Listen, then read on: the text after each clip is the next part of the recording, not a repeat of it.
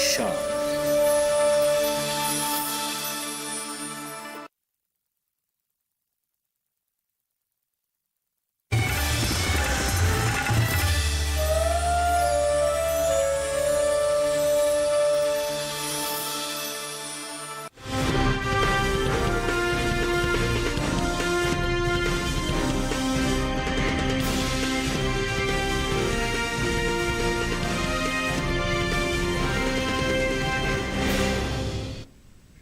नमस्कार, आप देख रहे हैं दूरदर्शन किसान मंडी खबर में आपका स्वागत है। आपके साथ मैं हूं अंजू सिंह।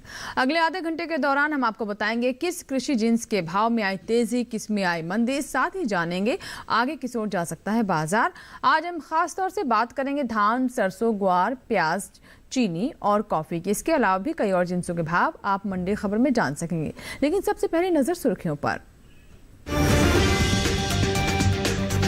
606 लाख मीट्रिक टन के पार पहुंची धान की सरकारी खरीद में पंजाब रहा सबसे आगे।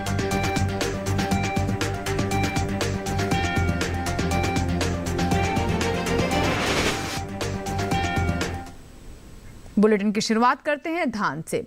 खरीफ फसल वर्ष 2021-22 के लिए देश भर में धान किसानों से न्यूनतम समर्थन मूल्य पर सरकार धान की खरीद कर रही है। धान की खरीद से किसानों को सीधा लाभ मिल रहा है। वहीं दूसरे राज्यों के मुकाबले पंजाब से धान की सबसे ज्यादा खरीद की गई है। आपको बता दें कि इस साल घरेलू स्तर पर धान की पैदावार में बढ़त का अनुमान जताया गया है, जिसका असर धान के भाव पर पड़ता दिख सकता है।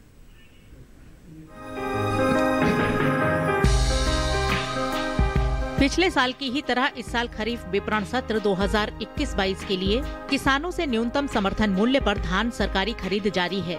उपभोक्ता कार्य, खाद्य एवं सार्वजनिक वितरण मंत्रालय की ओर से हाल ही में जारी ताजा आंकड़ों के अनुसार खरीफ विपणन सत्र 2021-22 के लिए 23 जनवरी तक चंडीगढ़, गुजरात, असम, हरियाणा, हिमाचल प्रदेश, जम्मू और कश्मीर, झारखंड, पंजाब, उत्तर प्रदेश, उत्तराखंड, तेलंगाना, राजस्थान, केरल के अलावा दूसरे राज्यों से हुई धान की सरकारी खरीद 606 लाख मीट्रिक टन के पार पहुंच गई है। अब तक तकरीबन 77 लाख किसान न्यूनतम समर्थन मूल्य पर 1,18,812.56 करोड़ रुपए के भुगतान से लाभान्वित हो चुके हैं। दूसरे राज्यों के मुकाबले पंजाब से धान की सरकारी खरीद सबसे ज्यादा हुई है। पंजाब से अब तक करीब 1,86 लाख मीट्रिक टन से अधिक धान की खरीद की जा चुकी है। वहीं छत्तीसगढ़ से 82,62,386 मीट्रिक टन धान खरीदा गया है। हरियाणा से तकरीबन 55,30,596 मीट्रिक टन धान की खरीद हुई है। तेलंगाना से 69,08,431 टन, जबकि उत्तर प्रदेश के किसानों से 56,49,821 मीट्रिक टन धान की खरीद कर ली गई है। वहीं आपको बता दें कि केंद्रीय वित्त मंत्री निर्मला सीतारमण ने देश के आम बजट में कृषि क्षेत्र से जुड़े कई अहम ऐलान किए हैं, जिसमें धान की खरीद के लक्ष्य को बढ़ाने का फैसला किया है। बजट के मुताबिक साल 2021-22 में 1000 LMT धान की खरीद की जाएगी, जिससे तकरीबन 1 करोड़ से अधिक किसानों को लाभ मिलेगा। वहीं कृषि उपज मंडियों में धान के हाजिर भाव पर नजर डालें तो एगमार्क नेट के अनुसार उत्तर प्रदेश की बदायूं मंडी में 9 फरवरी को शरबती धान का भाव था 2,200 रूपए। 10 फरवरी को इसके भाव में 10 रूपए की बढ़त हुई और भाव हो गया 2,210 रूपए। हालांकि राज्य की ही गोंडा मंडी में बीते 2 दिनों के दौरान सामान्य धान के भाव स्थिर रहे। यहाँ 9 और 10 फरवरी को धान 1,940 रूपए पर बिकी। इसी तरह रुदौली मंडी में 9 फरवरी को सामान्य धान का भाव रहा 1,940 रूपए। 10 फरवरी को इसके भाव में कोई बदलाव नहीं आया और भाव 1,940 रूपए पर बना रहा। धान के भाव में स्थिरता का सिलसिला उत्तर प्रदेश की सफदरगंज मंडी में भी देखने को मिला। यहाँ 9 फरवरी को सामान्य धान का भाव था 1,940 रूपए। 10 फरवरी को इसके सौदों में कोई फेरबदल नहीं हुआ और भाव 1,940 रूपए पर बना रहा। आपको बता दें कि चालू रबी सीजन में धान की बुवाई बीते साल से पीछे चल रही है। धान के रकबे में अब तक 7 लाख हेक्टेयर की कमी देखने को मिली है। कृषि मंत्रालय की ओर से साल 2021-22 के लिए 4 फरवरी को जारी ताजा आंकड़ों के अनुसार रबी धान की कुल बुवाई 35,19,000 हेक्टेयर में हो चुकी है, जबकि साल 2020-21 के दौरान बुवाई का रकबा 42,67,000 हेक्टेयर में रहा था। और आइए बात करते हैं बाजार के जानकार अनुज गुप्ता से, हमारे साथ लगातार जुड़े हुए हैं। आइए बात करते हैं उनसे। अनुज जी, स्वागत है आपका मंडी खबर में। आगे क्या लगता है, धान के भाव की स्थिति क्या रहने वाली है? धान की अगर बात करें तो धान के बाजार में हमें नरमी आते हुए देखी है। मंडियों के अंदर अच्छी आवक बनी हुई है। इस बार हमने भारत के अंदर बम्पर क्रॉप होती हुई देखी थी, जिसकी वजह से हमने देखा है कि धान के बाजार में नरमी का रुख आता हुआ दिखाई दिया है। हमें लगता है कि आने वाले समय में धान के बाजार में नरमी का रुख बना रहेगा। इस बार भारत के अंदर बम्पर क्रॉप थी, जिसकी वजह से भावों में सेलिंग प्रेशर देखने को मिल रहा है। हमें लगता है आने वाले समय में धान के बाजार में नरमी ही रह सकती है। जी, तो किसानों के लिए क्या सलाह रहेगी आपकी? धान के किसानों को सलाह है कि अभी क्रॉप को बेच के निकल जाए। आने वाले दिनों में भावों में नरमी और रह सकती है। कहीं ना कहीं देखें तो बम्पर क्रॉप का असर भारत में आता हुआ दिखाई दिया है, जिसकी वजह से भाव नरम होते हुए दिखाई दिए हैं। हमें लगता है किसानों को क्रॉप को बेच के निकल जाना चाहिए। जी बिल्कुल, तो जिस भाव पर अभी धान बिक रही है उस पर बाजार में बेच देना चाहिए, ऐसा कहना है अनुज जी का। अनुज जी हमारे साथ लगातार बने हुए। फिलहाल रुक करते हैं बाकी की सुर्खियों की ओर। ग्वार गम के निर्यात में हुई बढ़ोतरी। 8 महीने के दौरान 2 लाख टन के पार पहुंचा निर्यात। और बीते साल से आगे चल रही है रबी सरसों का रकबा। 91,63,000 हेक्टेयर में हुई खेती।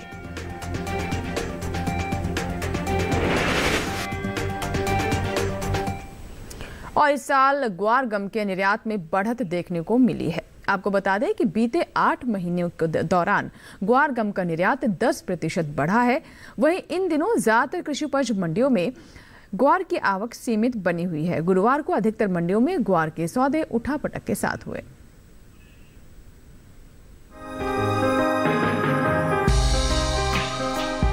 देश से होने वाले ग्वारगम के निर्यात में इस साल बढ़त देखने को मिली है। साल 2021 के अप्रैल से नवंबर महीने के दौरान ग्वारगम का निर्यात 10% बढ़ा है। सरकारी एजेंसी एपीडा की ओर से जारी ताजा आंकड़ों के अनुसार साल 2021 में बीते 8 महीने के दौरान ग्वारगम का निर्यात 64,000 टन बढ़कर 2,09,000 टन के पार पहुंच गया है।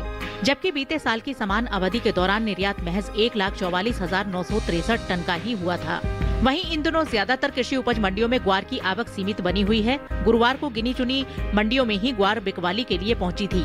इसके हाजिर भाव पर नजर डालें तो एगमार्क नेट के अनुसार गुजरात की दीसा मंडी में 9 फरवरी को ग्वार का भाव था 5,500 रूपए। 10 फरवरी को इसके भाव में 5 रूपए की तेजी आई और भाव 5,505 रूपए पर आ पहुंचा। वहीं राज्य की कलोल मंडी में इस दौरान ग्वार के सौदे नरमी के साथ हुए। यहाँ 9 फरवरी को ग्वार का भाव रहा 5,750 रूपए। 10 फरवरी को इसके सौदों में 350 रूपए की भारी गिरावट आई और भाव 5,400 रूपए पर आ गया। सिद्धपुर मंडी में बुधवार को ग्वार का भाव था 5,537 रूपए। गुरुवार को इसके सौदों में 78 रूपए की मजबूती आई और भाव 5,615 रूपए पर जा पहुंचा। इसी तरह राजस्थान की जयपुर मंडी में ग्वार के भाव में सुस्ती देखने को मिली।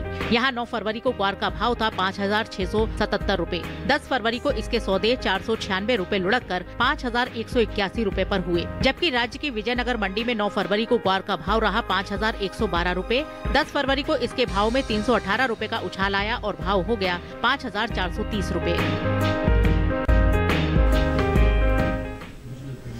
और बाजार के जानकार अनुज गुप्ता जी लगातार हमारे साथ बने हुए हैं। अनुज जी, ग्वार के भाव आगे किस दिशा में जाते हुए दिखाई दे रहे हैं, क्या लगता है आपको?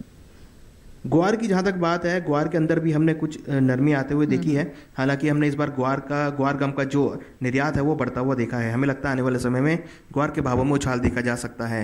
निर्यात मांग से और घरेलू डिमांड से भी भावों को सपोर्ट मिलता हुआ दिखाई दे रहा है। हमें लगता है कि आने वाले समय में ग्वार के बाजार में लोअर लेवल पर खरीदारी देखने को मिल सकती है और भावों में उछाल आ सकता है। जी, किसानों के लिए आपकी तरफ से क्या राय रहेगी? ग्वार के किसानों को सलाह है कि अभी क्रॉप को होल्ड करके चलें। छोटी अवधि में भावों में उछाल देखने को मिल सकता है। निर्यात मांग से भावों को सपोर्ट मिल सकता है और भावों में एक अच्छा खासा उछाल देखा जा सकता है। हमें लगता है किसानों को ग्वार को होल्ड करना चाहिए। भावों में यहाँ से उछाल देखने को मिल सकता है। जी बिल्कुल, तो चलिए अब बात करते हैं बाजरा की। देखते हैं देश की विभिन्न मंडियों में कैसे रहे बाजरा के भाव।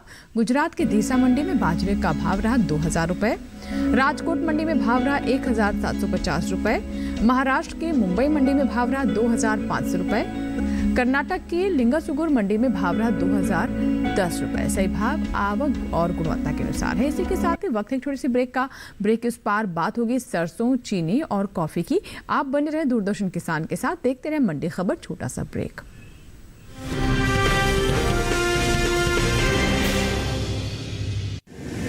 माँ कब आएगा? अभी आएगा। अरे बोलो ना माँ, कब आएगा? बोला ना, अभी आ जाएगा। ये ले, आ गया कुआं। अरे कुआं नहीं माँ, हमारे घर नल से जल कब आएगा? नल से अरे गुड्डी, बहुत जल्दी आएगा पानी। जल जीवन मिशन आ चुका है। हम 1 कदम उठाएंगे तो सरकार 10 कदम उठाएगी। सच? तुम्हारे मुंह में घी शक्कर। घी शक्कर नहीं माँ, स्वच्छ जल। 2024 तक देश के सभी 19 करोड़ घरों में पहुंचेगा पीने का साफ पानी। अब होगा हर घर जल। जल जीवन मिशन, जल शक्ति मंत्रालय, भारत सरकार।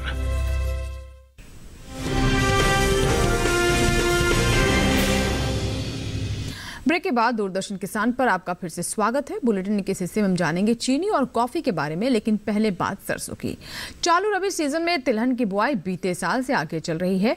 कुल तिलहन का रकबा अब तक 19 लाख हेक्टेयर की बढ़त के साथ इसमें देखने को मिल रहा है। वहीं कुल तिलहन की बुआई में सबसे ज्यादा सरसों की खेती हो रही है। आपको बता दें कि इस साल कुल तिलहन की पैदावार में बढ़त का अनुमान है, जिसका असर सरसों के भाव पर पड़ सकता है।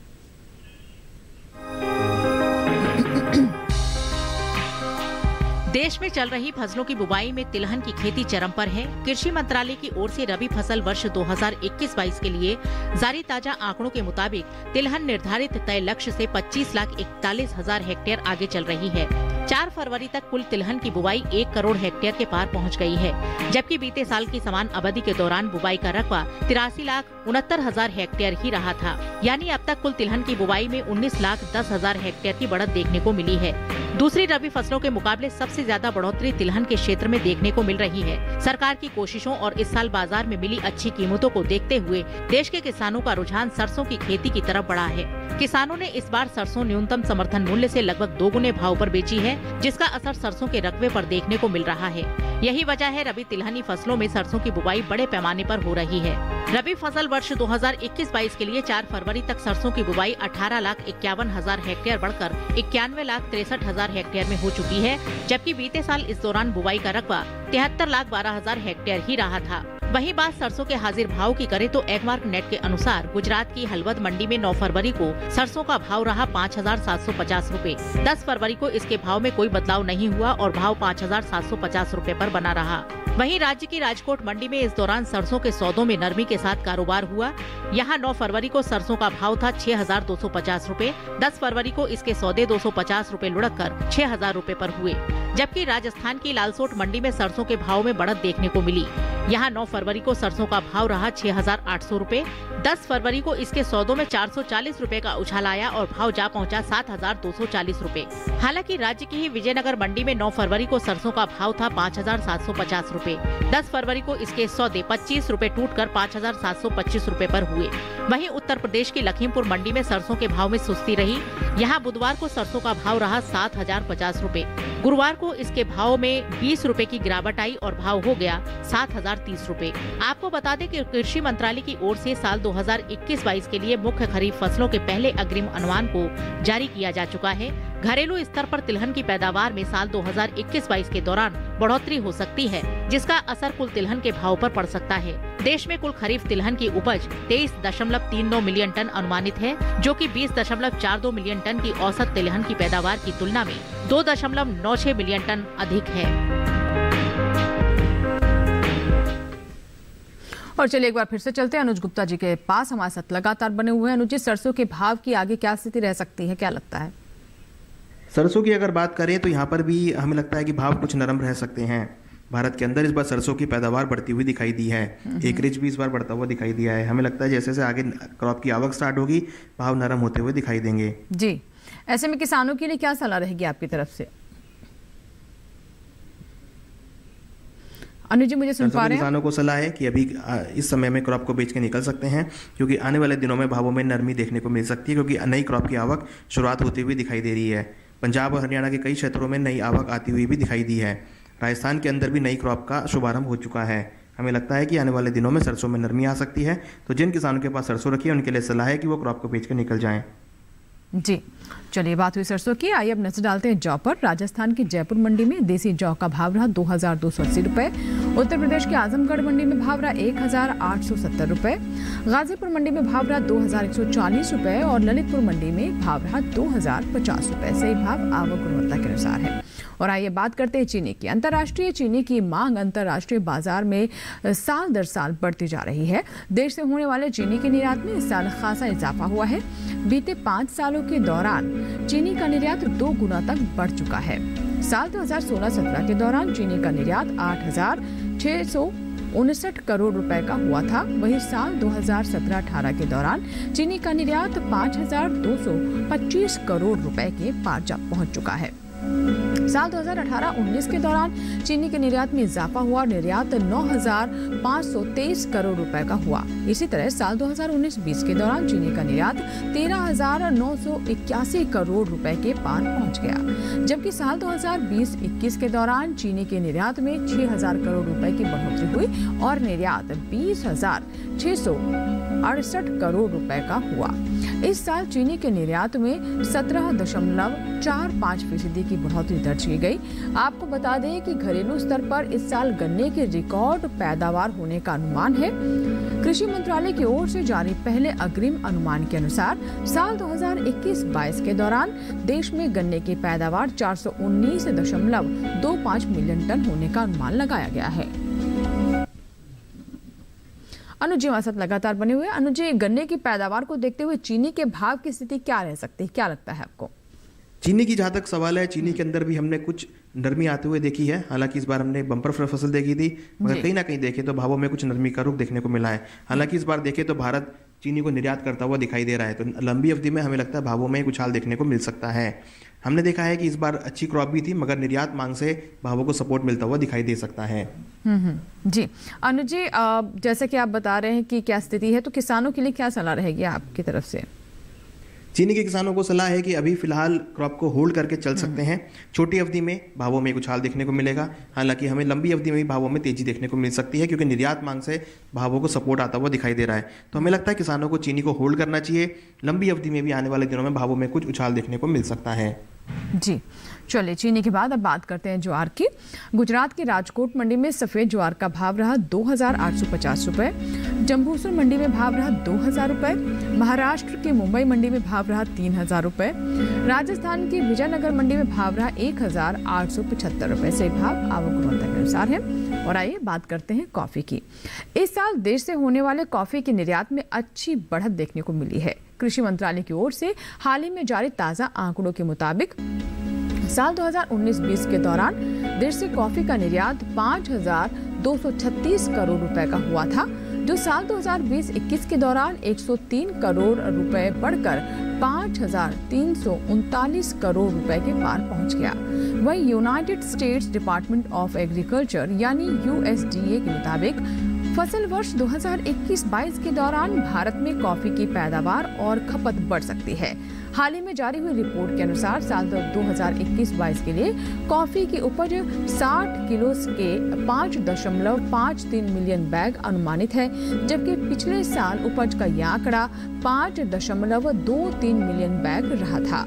रिपोर्ट के मुताबिक साल 2021-22 में 46,800 टन अरेबिका और 2,35,000 टन रोबस्टा की 2,25,000 टन रोबस्टा की पैदावार अनुमानित है। USDA के उपज के अनुमान के मुताबिक अरेबिका की पैदावार में 2% की गिरावट आ सकती है, जबकि रोबस्टा की पैदावार में 9% का इजाफा हो सकता है। हालांकि पिछले साल के मुकाबले कुल पैदावार 6% बढ़कर 789 किलोग्राम प्रति हेक्टेयर होने की उम्मीद है। और फिलहाल वक्त एक और छोटे से ब्रेक का। ब्रेक के बाद जानेंगे प्याज का हाल। आप बने रहे दूरदर्शन किसान के साथ, देखते रहे मंडी खबर। छोटा सा ब्रेक।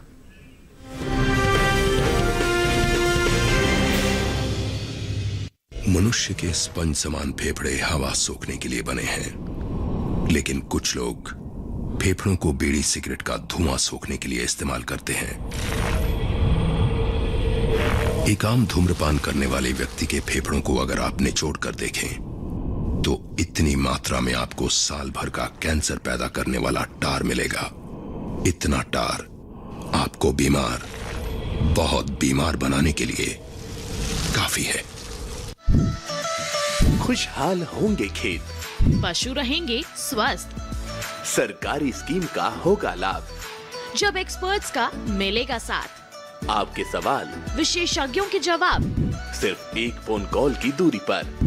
देखिए किसानों का अपना प्रोग्राम हेलो किसान, सोमवार से शुक्रवार शाम 6 बजे से सिर्फ दूरदर्शन किसान पर।